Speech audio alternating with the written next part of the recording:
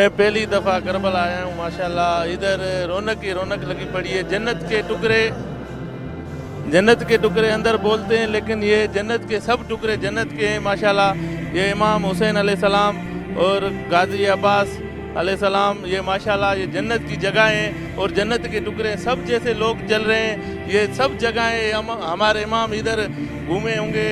अभी इधर जगहें बहुत रास्ते हम घूमे, उधर भी वो भी घूमे होंगे। देखो ये जन्नत के टुकड़ों में हम भी ऐसे जन्नत में आए हुए हैं माशाल्लाह। बहुत सुकून मिल रहा है इधर हमारे को। हम ज़ियारतों पे आए हुए हैं, सिंध से हमारा ताल्लुक़ है, हम इधर आए हुए हैं माशाल्लाह। इधर हमको बहुत मज़ा आया। हम मदीने भी गए, मदीने में सुकून है, लेकिन इधर भी दूसरा समझो ये मदीना है। ऐसे जैसे हमने उधर रियाज़ जन्नत सुना है ना, ये भी ऐसे ही हमारे लिए जन्नत है माशाल्लाह। सुभान अल्लाह, बहुत इधर मज़ा आया है। मेहरबानी।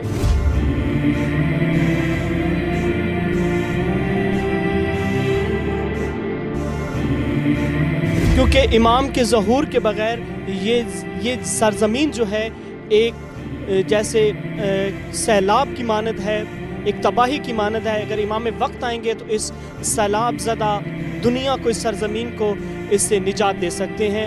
जुल्म व बर्बरियत का ख़ात्मा होगा।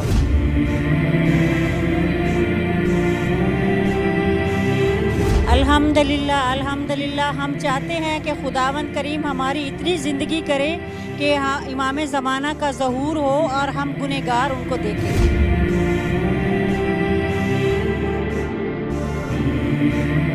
क्योंकि ये जो ज़ाहिरी हालात है, जो हमारी सकाफ़त है, जो हम जुल्म बर्बरियत के इस दौर से गुज़र रहे हैं, इमाम वक्त ही आकर हमें इस जहालत और इस जुल्म से आज़ाद करा सकते हैं।